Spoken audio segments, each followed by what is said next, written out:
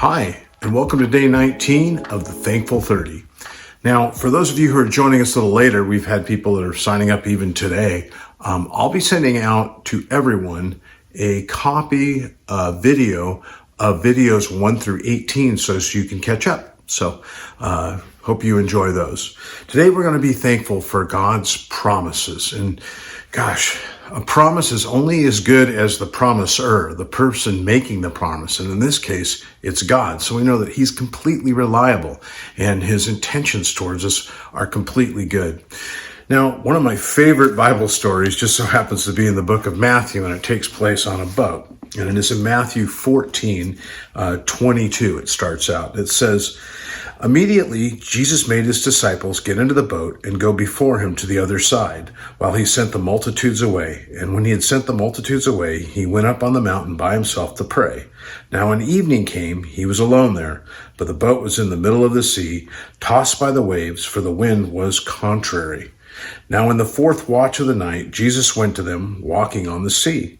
And when the disciples saw him walking on the sea, they were troubled, saying, 'It is a ghost,' and they cried out in fear. But immediately Jesus spoke to them and said, 'Be of good cheer, it is I, do not be afraid.' And Peter answered him and said, 'Lord, if it is you, command me to come to you on the water.' So he said, 'Come.' And when Peter had come down out of the boat, he walked on the water to go to Jesus. But when he saw the wind was boisterous, he was afraid, and beginning to sink, he cried out, saying, 'Lord, save me.'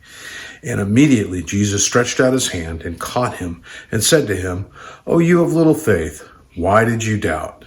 And when they got in the boat, the wind ceased." Now, the important part about this story is God makes his promises. Sometimes they're just in his word, they're a guarantee, but he's never going to leave us or forsake us. But God, sometimes they're direct promises, or sometimes they are a command that he's given that we're just to move forward with. And we know that we have his blessing and protection in moving forward and doing things of God's word.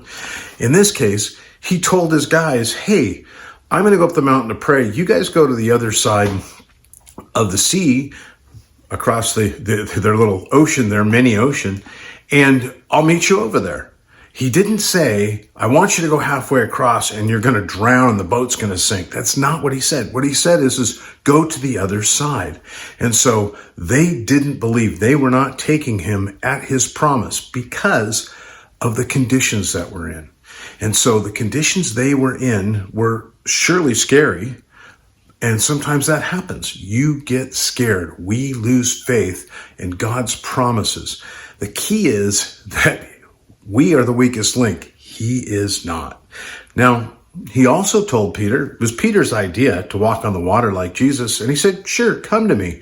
So telling Peter that in confidence that, "Peter, you can do this." And he comes and he gets a ways away from the boat, and then he sinks and Jesus saves him. And Jesus talked about why that happened, and it was a lack of faith. He didn't take Jesus at his word or his promise. So we need to take God at his promises to us. And this Bible is full of them. And so perhaps you can recall times in your life where maybe you thought you were drowning when the sea was boisterous. And so maybe you can recount those times and go to the Lord and be thankful for that. Bring those to remembrance and tell him how thankful you are. Or maybe you want to pay it forward and know that as you go through life and you hit trials, maybe you just want to spend some time thanking the Lord for the promises that he has written down for us, the direction he's given us in that, and that he just loves us. So thank him for his promises to you. So we'll see you tomorrow. I promise. Adios.